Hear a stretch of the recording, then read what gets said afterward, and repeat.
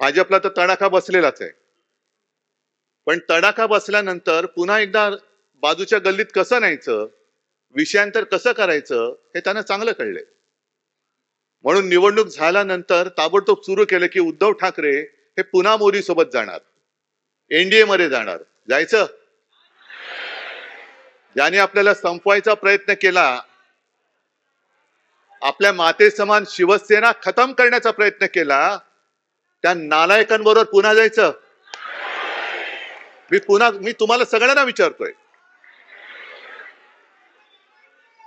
म्हणजे त्यांना काय होतंय की गैरसमज पसरून द्यायचा आणि स्वतःचं अपयश झाकून ठेवायचं. अहो तुमचं तुम्ही बघा ना, आमचं कशाला वाकून बघताय? तुमचं काय काय उघडं पडलंय ते तुम्ही बघा. कशी तुमची वरपासून खालपर्यंत अगदी हा बरोबर काय बोललात, फाटली आहे.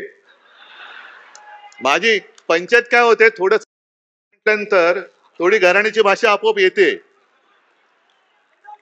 पण मग मग एक सभ्यतेचा तुम्ही शिक्का मारलात माझ्यावर, समानार्थी शब्द शोधावा लागतो.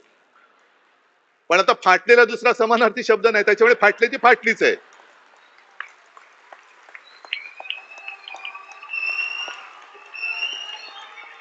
तर ते नाही झाकून ठेवायचं.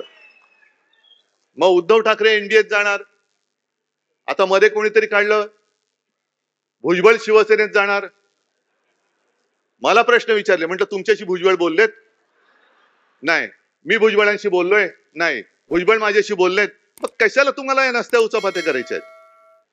ते आहेत मंत्री आहेत, त्यांचं ते बघतील ना. प्रत्येक जण आहे समजदार आहे, तो त्यांच्या वाटेने चाललोय, आम्ही आमच्या वाटेने चाललेलो आहोत.